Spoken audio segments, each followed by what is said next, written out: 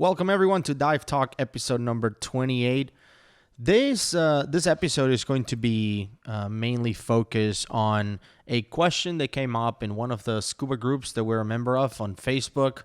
Somebody posted a question saying, what agency or who out there is teaching the deepest class on air I can take?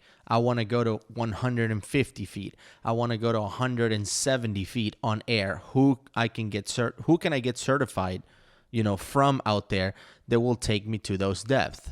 And there were probably hundreds of answers in this thing. And I think it was pretty even split on, number one, people that were making recommendations. You should go with this agency or whatever. Don't worry about it. Just people dive on air deep all the time. And then there were other people that were kind of outraged at the idea of going past 130 on air and recommending getting training on Trimix and, breathing the air that makes sense for the depth that they wanted to dive. So the whole idea of this episode is to talk about deep diving. So Woody, what's deep? Let's start with that. I'm not going to start with that. Here's what I'm going to start with, because it's that whole thing you just said, it's confusing.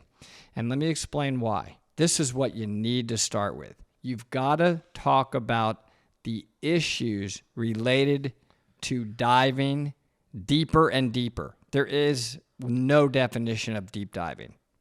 What does that mean?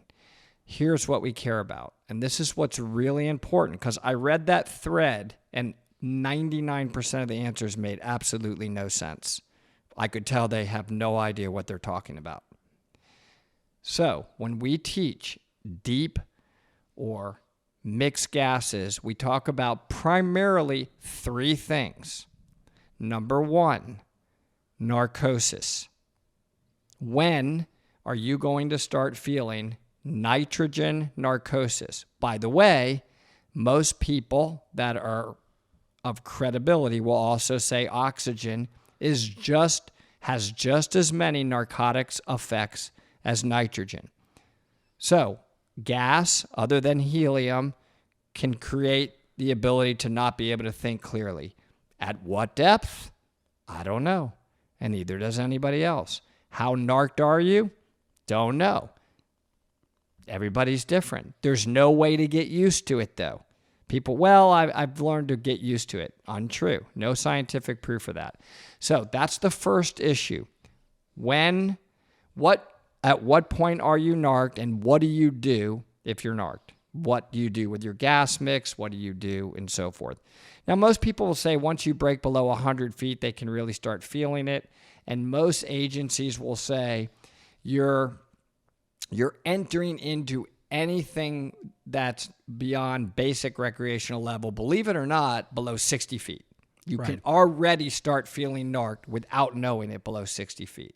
Okay. And that's not up for a discussion because it's a waste of time. Am I narked? Am I not narked? Below that depth? Whatever. Let's use science. Second issue. So that's one big issue about deep is narcosis. And we'll get to that. Right. Issue number two, a very serious issue, is CNS oxygen toxicity. There's two forms. One is a limit of how much partial pressure of oxygen your body can handle before you start to convulse underwater. It's just that simple. A body can handle this level of the partial pressure of oxygen, not the percent of oxygen. Your body does not care about the percent of oxygen. Most people will say at the recreational level, when calculating the maximum operating depth of a gas for the purposes of making sure you don't have a CNS oxygen toxicity convulsion, don't calculate it beyond a 1.4 partial pressure. The outer limit for anybody calculating, even technical divers planning, should not be beyond 1.6. Right. You can't push it. You can't get used to it. A very famous, extremely well-known, without mentioning her name, brilliant technical diver decided to test it and died because she pushed it. When they found her computer, she was up in the mid to high twos. She said, I'm going to test it as far as I can with regular air. She's dead. I don't know what that limit is, but I'm not testing it too far. Yeah, what we know is 1.4 is safe. 1.4 maximum. outer limit, 1.6. Yeah. So that's the second issue we have to deal with in this conversation. What gas do we need? What percent of oxygen do we need so the partial pressure won't be below or higher than, 1.4, absolutely not higher than 1.6. Okay? Right. So we have that. And then finally, what we have to deal with is the long-term exposures of oxygen. You can have a long-term effect from having a partial pressure for too long at different levels. For example, at 1.0 partial pressure, I got to look at the charts, so don't shoot me, everybody out there, is like, we don't want you to have more than 300 minutes on a single dive at 1.0, and I forget what the 24-hour limit is, because that can start to have long-term CNS, oxygen toxicity on your effects lungs. On your lungs, pulmonary effects. And I know people listening to this will be like, but Woody, what are you talking about? 300 minutes is 5 hours. Right. No one is doing that.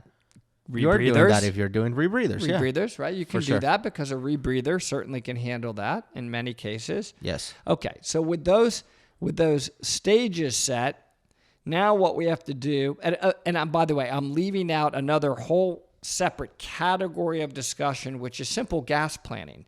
How much gas do I need to get back to the surface from my deepest point in the dive? We got to talk about that. Safely, including deco. Yes. Okay, so you got to know your sac rate and so forth. So we can't leave that out of the discussion, but first, let's talk about these items. So the first one we mentioned is narcosis. I don't want to feel more narked than 100 feet. So I want to be able to create a gas, and I teach it this way. I want to be able to create a gas where my equivalent, I call it narked depth, my END, my equivalent narked depth. How narked do I want to feel? I don't want to feel more than 100 feet on regular air narked at any point in my dive. So there is a formula for calculating that, which I'm thankful our audience is going to thank me that I'm not going through the formula. Instead, I will go to iDeco Pro. Right. And what I'll do is I'll start changing the mixture of gas.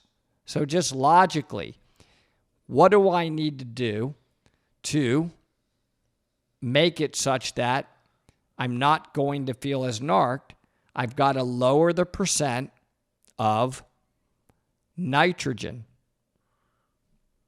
And in fact, I also lower the percent of oxygen because some people argue that that's still narcotic as well. What do I add when I lower that down? The gas that we are using, because it's relatively safe. There are other gases that don't have narcotic effects, but we don't use them because one of them is like you could turn into a bomb underwater. But the one that is stable and safe is helium. Right. So helium is an interesting gas. Helium does not have nearly the narcotic effects of nitrogen and oxygen. Not zero narcotic effects, but very minimal. So, okay, great. We add in helium. At the same time, if I'm going deep and I have to balance well, now I've got the narcotic effect under control. I added enough helium to the mix so I don't feel more than 100 feet narked. Woody's preference. Right. Maybe somebody may say something different for themselves. I don't want to be more than that. What about oxygen? Because that second thing, that conversation we just had about, well, what about the oxygen problems? I don't want to have a partial pressure of more than 1.4. A Woody choice, but also a pretty high recommended choice. Okay, so I start lowering the oxygen percent as well, because the body only cares about the partial pressure of oxygen. That's going to determine whether or not I go hypoxic, is the partial pressure of oxygen. Right. So I lower that to a level where, in my case, I'm never going to be more than 1.4. Now, for rebreather divers out there that you want to have an oxygen level so that your DIL mix, if you have to bring down your partial pressure of oxygen inside of a loop for a rebreather quickly because it's spiking or going up, Right. because we don't want to convulse. Right. We want to be able to DIL it down to no more than a 1.0. That's a right. standard rule with a DIL flush, as you know. Right. Okay? So now I have to bring in enough helium and lower the oxygen percent such that I can DIL flush it to 1.0 based upon the depth that I'm planning my dive to. Am I going to 200 feet? Am I going to 333 feet? Am I going to 180 feet? Right? So we pick our planned depth, and then we back into how much helium and how much oxygen do we need for that planned depth. That's right. The thread that you showed me was people discussing, well, I don't have a problem going to 180 feet on air. Well, all of that is maybe fine if everything goes perfection. Right. That's what they left out of that thread. They are narked. No matter what they want to say, they're narked. So any kind of multitasking, they're in big trouble. Out the window. Yeah. Also, if they start to panic, if they have a problem at that depth and they're narked because they're on regular air, I don't need to hear that they're not narked. They're narked. That's science. You know what that's going to do? That's going to increase their breathing rate really fast. Now that's going to create a CO2 problem, carbon dioxide. And that's a spiral effect. I've been there, guys. I've rescued somebody that basically was going to die on me. Once you start breathing that quick, your carbon dioxide, your CO2 is going through the roof inside of you. And it's actually a spiral effect because the body thinks it needs to take a breath based upon the CO2 buildup. So it's making you go faster and faster and faster and breathe faster and faster. Really bad stuff, because now you're also taking in more and more of that oxygen mix. You're getting more and more narked, more and more CO2, and you could convulse. Your partial pressure could really go through the roof. The second thing they had a flaw on is they're pushing the outer limit of the maximum operating depth of air when they're down there at 180 feet. Because remember, we can't be more than a 1.4 partial pressure. Well, how many atmospheres is 180 feet? If somebody could do that on their calculator, I can't, and I can explain it really fast. Okay, but there are disadvantages of helium. We're going to get to it, so everybody hold on, because we have to talk about something else that we haven't talked about. It's 6.45 atmospheres is 180 feet. 6.45, now multiply that by 21%, by 0.21. That's a no, I think you may have done the math wrong there. Do it again. 6 point whatever times 0.21. 0.21 on that. So 1.3, 1.35. You're getting close to your outer limit of your maximum partial pressure.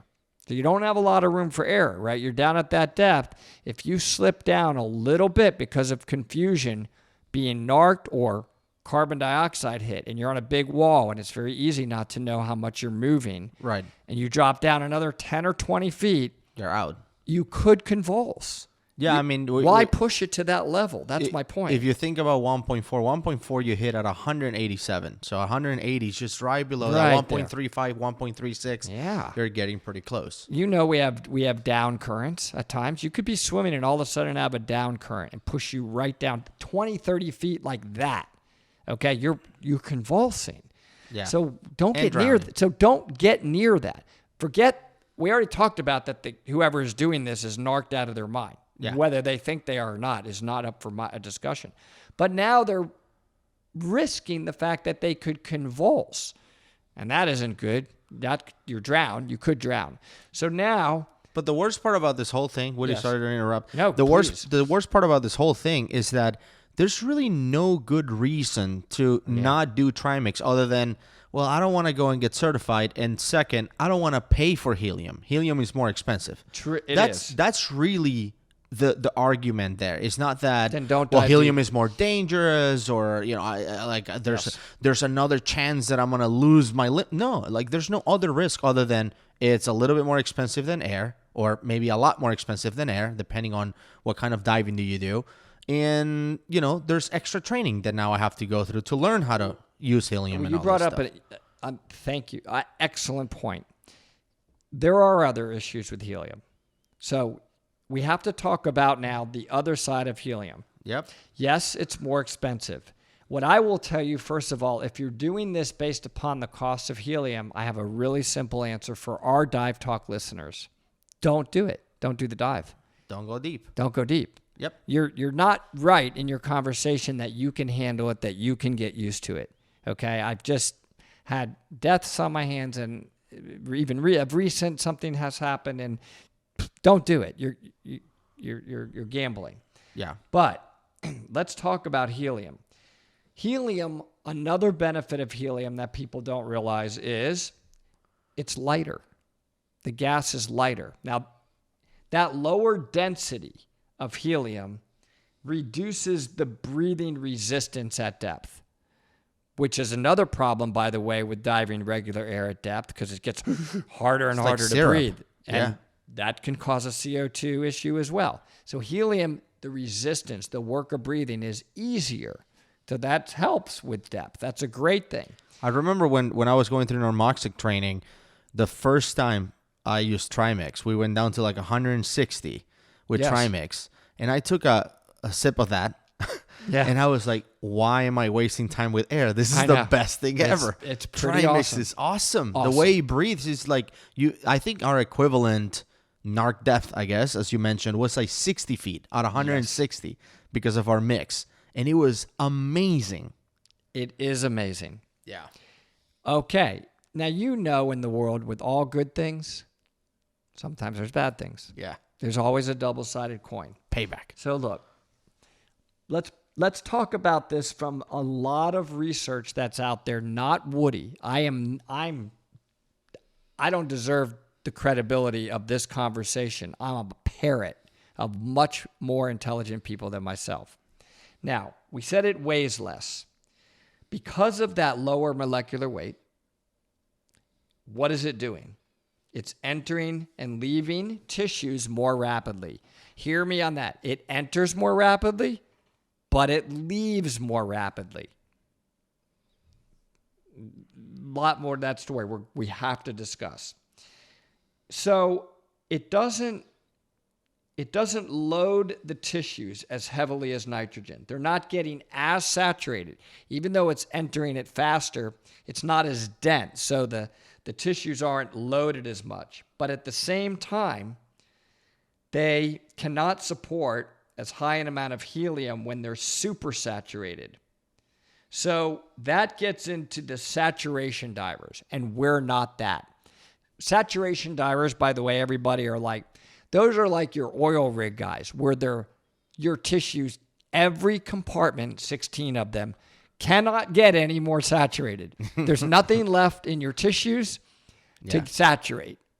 You super saturated them. They're maxed out. That's it. Your computer stops. You've reached the maximum amount of deco you need to do, and it's a very long time. Which is like a week, probably. Exactly. They're living in an underwater situation at that point. Okay. Now, that's a big advantage that it's going to, it's a faster gas to saturate and desaturate in saturation diving. But in bounce diving, where the increased rate of off-gassing is largely counterbalanced by the equivalent increased rate of on-gassing, that's not such a good thing. This is the so-called helium penalty. Yeah. Okay? There's another.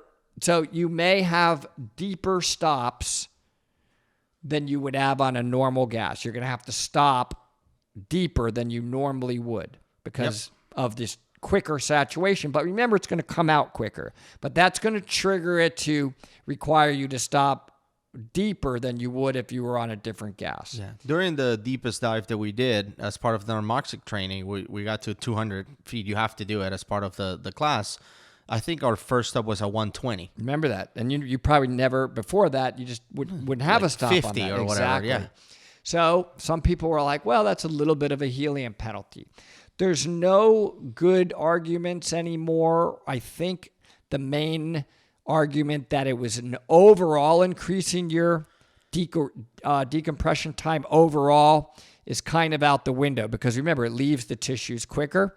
Right. Now that will depend upon the model that you set. I'm very conservative. I use a 40-70 profile and I'm gradient factors, and I'm going to always stay conservative that way.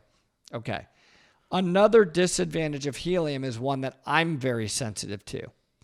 Is it warmer or is it colder than regular gas? What do you think? Helium is really cold. Yeah. So maybe that's why I like it. So you're breathing it. Your internal body temperature is colder. How about it? By the way, the numbers on that, just so you know, it's science. It conducts heat 6 times faster than air. So it's really colder. That's a big difference, okay? Yeah. So how about your dry suit? If you're connected to that gas with your dry suit, it's expensive and you're freezing. What does being cold do? So it's one thing to say we're uncomfortable, right? I'm a wimp. I don't like to be cold. But okay, I don't think that would be such a discussed issue if you were just cold.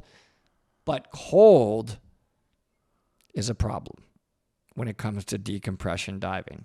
Yeah. We don't off-gas nearly as well when we're cold as when we're not. It just slows down. The movement of the blood and everything slows down, and that's a problem. You could go hyperthermic with helium. Do our computers adjust for that, by the way? Because our computers can tell, obviously, the temperature of the water. I just wonder if you do the same exact dive on a warmer weather, if the decode time is shorter. That's such a good point, and that's the problem. No. Wow. So what can happen, what they've seen is if people are doing these, I would be very, very conservative with helium on your deco. I would be a little longer. What I'll typically do is, you know what? My deco's over on both of my computers. I'm going to stay another minute. You know what I mean? I'm going to just give it another minute at a whatever. Cold. Bump your PO2 up a little bit. You're probably at 20 feet at that point to 1.4. Give it another minute if you're on helium, just to be extra, extra safe. In case if you were feeling cold, especially. Yeah. Okay. So if you're feeling cold, you absolutely want to do that.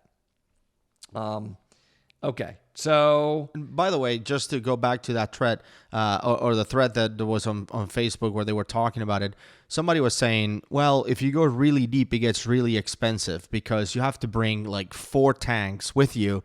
And if you think about it, like, yeah, you're filling up an aluminum 40 with Trimix. That's only like $25.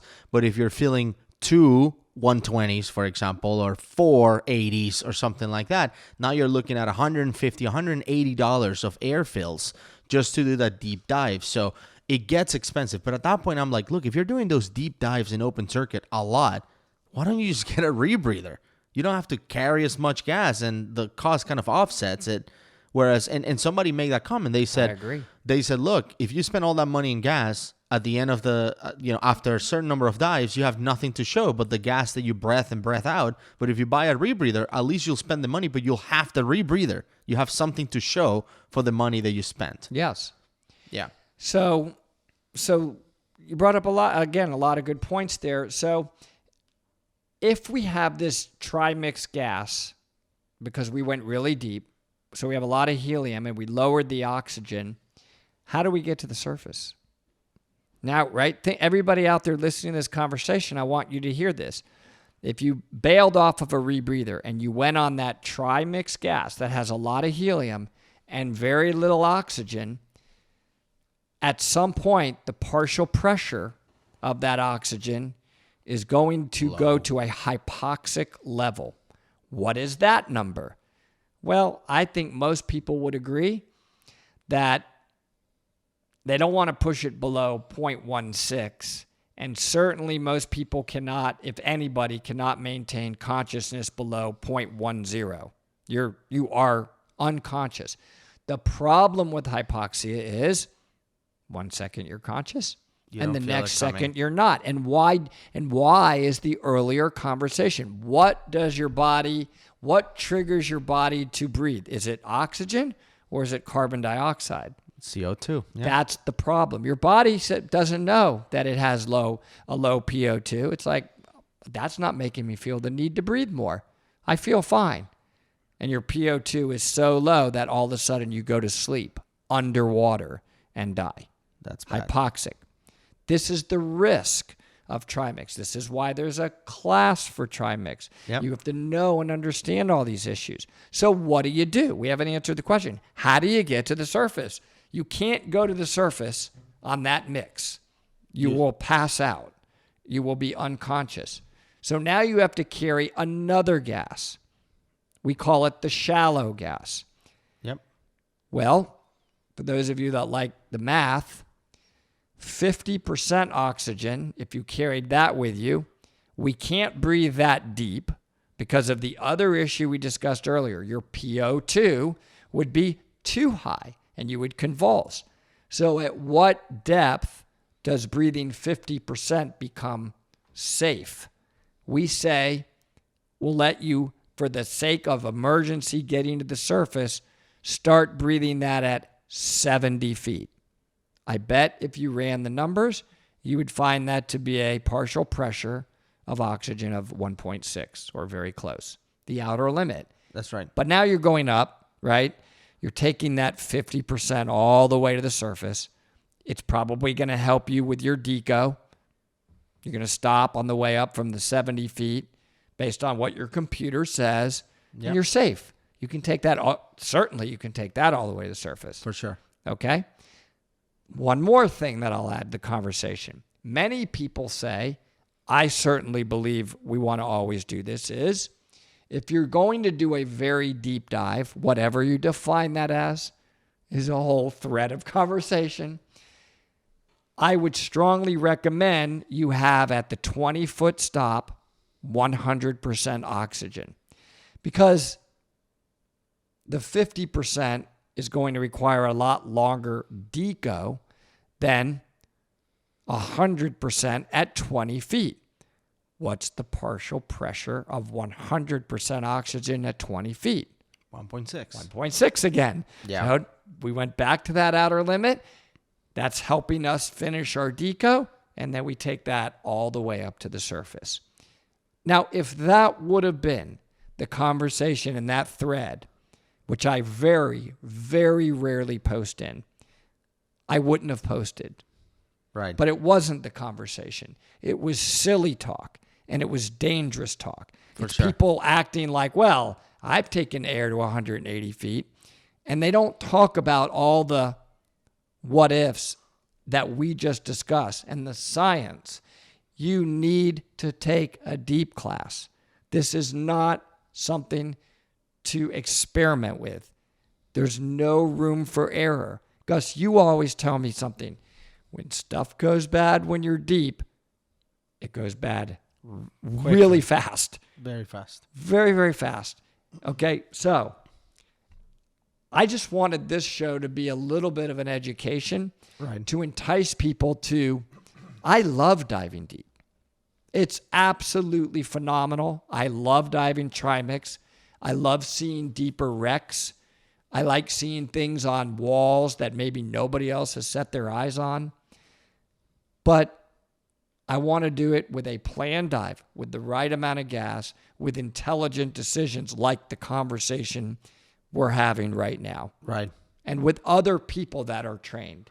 Yeah, and yeah, I agree. And that's why, I want to chime in and talk about this specific topic. And it's also discouraging to see that some of the people posting, like, I've been to 180 on air and I'm fine. Our instructors and our open water instructors are people out there. Like I've seen comments you're from. so right. I know. I've seen posts out there on that group from people bragging that they were on air at 240. 220 taking really pictures. stupid. And when you look at their profile, these are divers that have been doing it for a long time. So my issue is that in groups like this, newer divers that don't really know, like, hey, can I go deep on air? Like, I don't know, are getting advice from people that look reputable on Facebook that is totally wrong. Right? It's such a great point you're making. I'm staying quiet, which is hard for me. It's really devastating to the dive industry because when these fatalities happen, I told you, a very famous, very well-known woman who used to speak to us at all of the inner space sessions at night, who spoke about, specialized a doctor, specialized in deep diving and CNS oxygen toxicity issues and all these partial pressures, decided to self-test it on herself. Other reputable people warned her, do not do the dive you just told us you're going to do. We beg you not to do it. No, I can handle it. And she died. By the way, she did it alone. Soloed it on air. Wow. I know. So, that thread was just one of the worst ones. I love dive education. I guess I'll always want to learn more from people that are more experienced, and I want to associate and dive with people that follow the rules. They want to do the cool stuff. They want to go deep. They're not saying don't do these things, but they want to do it the right way. And I think the group that we hang out with, if you notice, tends to subscribe to that. I mean, the Doug Ebersols of the world, the Randy Thorntons of the world. I mean, these guys are world class, but they're not breaking the rules. No. Yeah. And that's the difference. And so at this point, I think people listening to this will be like, Woody, you sold me. I'm going to go try and mix. I want to do it. Let's talk about the process to get there. Okay. How do you get there? And by the way, I just want to say that diving deep is not for everyone. Like I have friends that are like, I love diving up to 60 feet on beautiful corals, warm waters. That's all I want to do. And it's awesome. The dive is longer. I can see way more stuff because there's light. Way warmer. Like everything is just awesome. If that's you, perfect. Like you don't have to go to 200 or 300 feet. You don't have to. Could not agree more. At all. But then there's those that say, I want to go deep. Yes. What is the best way to go really deep? I want to go to that 300-foot wreck, that only a handful of people have gone to. How can I do that? So I want to talk about the process to get there. Okay. Well, you're actually very good to be able to talk about this, I have to say, because you yourself just became what is known as normoxic certified. Yep. So there are different levels. So the process to get there is your first at the recreational level would be to take a deep diving class at the recreational level. And that maximum depth limit is going to get you down to 130 feet. Yeah. There's some amazing wrecks at 130 feet. I like to have a purpose for going deep. The Spiegel Grove, which is a very famous wreck in Key Largo, the bottom decks, the propeller, some of the lower stuff down there is at 130 feet. So you won't learn to dive on a mixed gas, but you'll learn to dive the right enriched air mix and learn gas planning to have the right amount of gas to be able to dive to 130 feet, staying outside of the no decompression limits. Yep. So you still could go to the surface at any point in your dive. Honestly, that's your starting point. Yep. Because that's deep. 130 feet is deep, right? That's a deep dive. For sure. The next level, though... 40 meters for those of you outside the States. The metrics. So the next level outside of that is where we start to talk about decompression diving. We're no longer able to go directly to the surface without a mandatory stop, or you are going to get bent.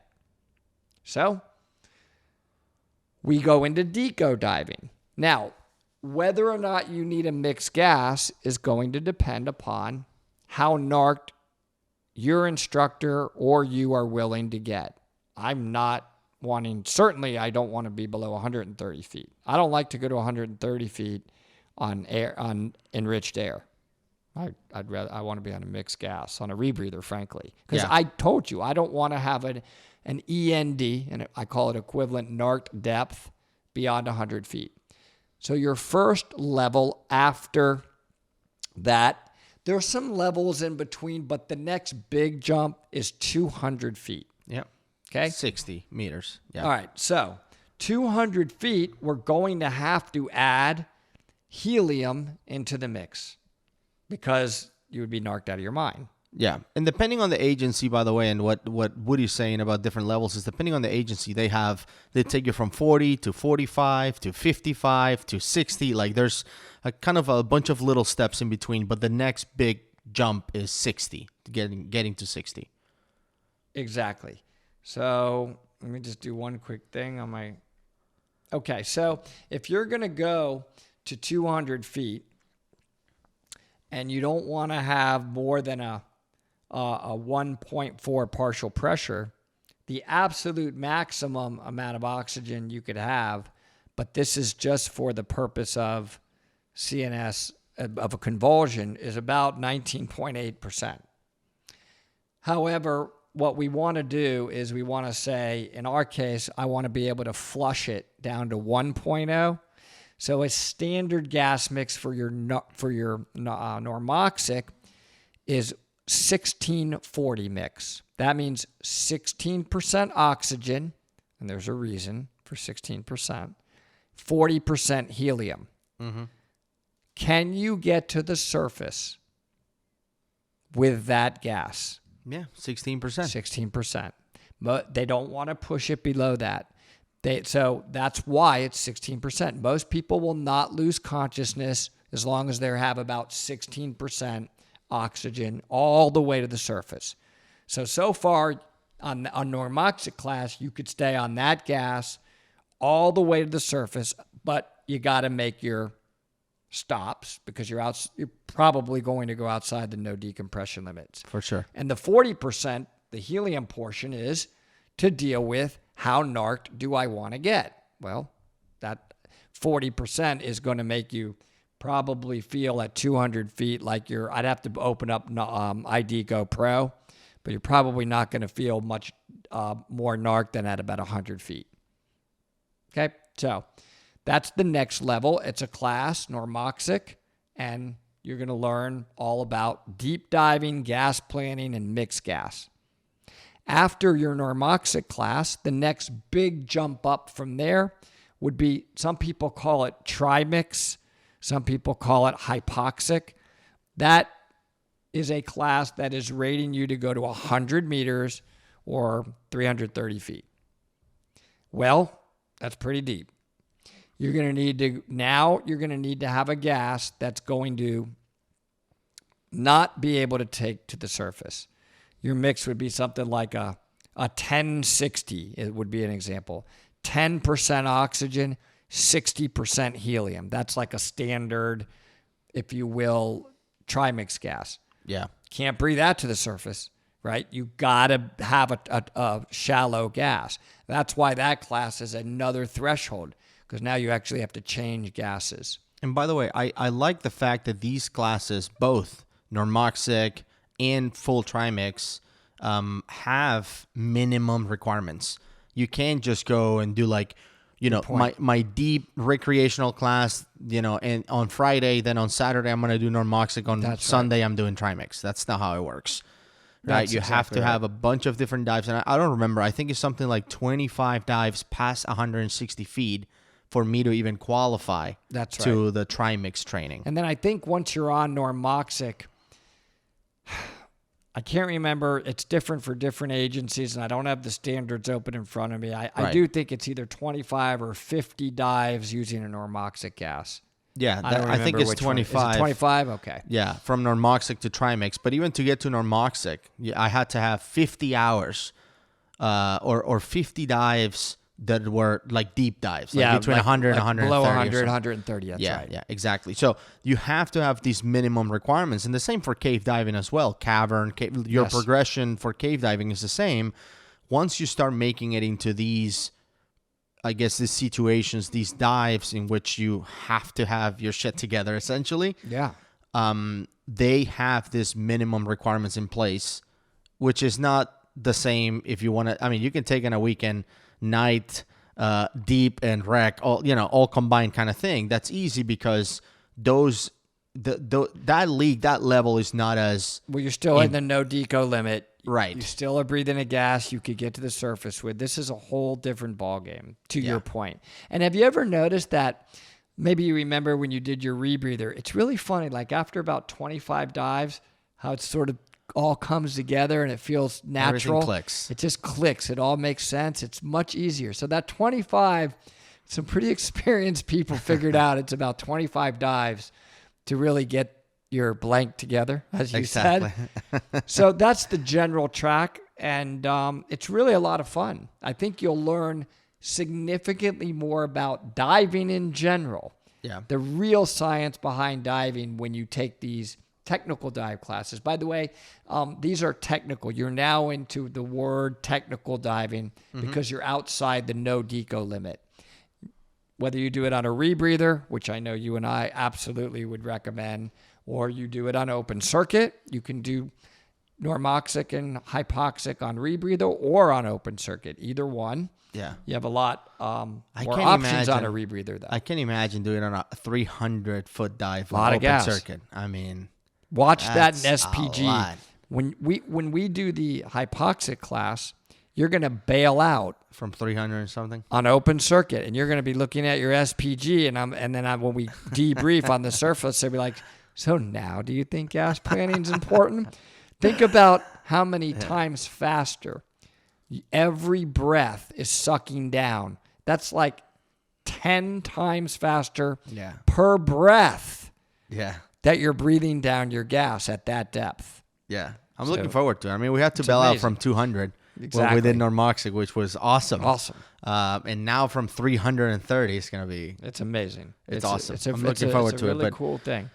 But yeah, I'm glad we got to talk about deep diving because, again, there's the misconception out there that is, how deep can I go on air? That should be a non-question, right? It's not about how deep can you go, because like you said, if everything goes perfect, can you go to 150 and come back and be alive? Yeah, but everything has to go perfect. That's right. And there's no point on risking it. For what? Like, what's deep there that you have to risk your life? Why risk it? It doesn't make any sense. I don't get it. Well, there's because my fill is $10 rather than $40. And that's not a price on your life. I mean, this is really, we're not joking. Yeah. You can die. You said it. If everything goes perfect. Yeah. You're on a deep wreck at 180 feet and you're all twisted up in fishing line, because a lot of these wrecks have them. Oh, man, your breathing's going to go through the roof. And you're at 180 feet. That's not a good situation. Game over. Yeah. So. All right. Well, everyone, I hope you enjoyed the conversation about deep diving. If you have any other questions, comments for us, always, feel free to email us at info@divetalkmedia.com. We do get emails once in a while, by the way, with questions and stuff. I was just talking to someone who was thinking about getting a rebreather, and they were asking, like, why do you guys pick the one you have? And they had all these questions about it, which is great. So yeah, feel free to reach out to us, info@divetalkmedia.com. And, we're out there on the Facebooks, trying to shed some clarity, but just be careful out there. If you are asking people on the internet, which is obviously not something I advise, even when you get someone like Woody to respond, I would say talk to someone who's reputable. Your dive shop probably can point you in the right direction if they don't have someone. Or you. I mean, we're in the know, both of us. I mean, you want to talk to people that are in the know. Correct. And have done the training the proper way. That's just the thing that I keep stressing out there. Yeah, and it's strange when you see, like the author of that thread, he was responding to somebody with like the picture of a penguin, right, on the profile, like taking it seriously, like, oh, I understand what you're saying, like, dude, like, right, don't, I know this guy's not even a real person, like, take it easy. So, just be careful out there. Anything else you want to add? Yeah. I wanted to add one statement. Mm-hmm. I really love diving. Like, What? I can't think of anything more in my life. I don't know what I would do without diving. I don't know. I really don't. I actually don't know. What do people do that don't dive? I know. It's I weird. think they golf, which I feel is bad. torturous. It's just awesome that we have this dive community. We're really fortunate. We were talking about that today. We really are very, very lucky to be able to do the things we do and see a part of the world that I keep saying to me is the best part of the world. So, For sure. And if you hear that there's a little bit of echo in this episode, it's because we're recording on the go. Gus, you're a technical professional podcaster. Do you think I would know if there's echo? We are now in the Florida Panhandle, but seems like we're in Siberia. Diving. Yeah, it's super cold out here. Fish hunting. We're trying to dive. This trip, by the way, was the first time we're actually recording video as we go on the trip, of the whole process and stuff. If you want to watch, more stuff about the trip today, we got to play on our DPVs. That was so much fun. Right, at Vortex Springs. So if you want to just, see more of us just out there diving and getting after it, just go to our YouTube channel, Dive Talk. Cool. Search on YouTube. I think if you type YouTube/C/Dive Talk, C for channel, you can get to youtube.com/C/Dive Talk. You can get to it now. But anyway, just go check us out. Subscribe to the channel because we'll be releasing some more videos in the future. But yeah, hopefully you guys enjoyed this episode, and we'll see you on the next one. See you soon.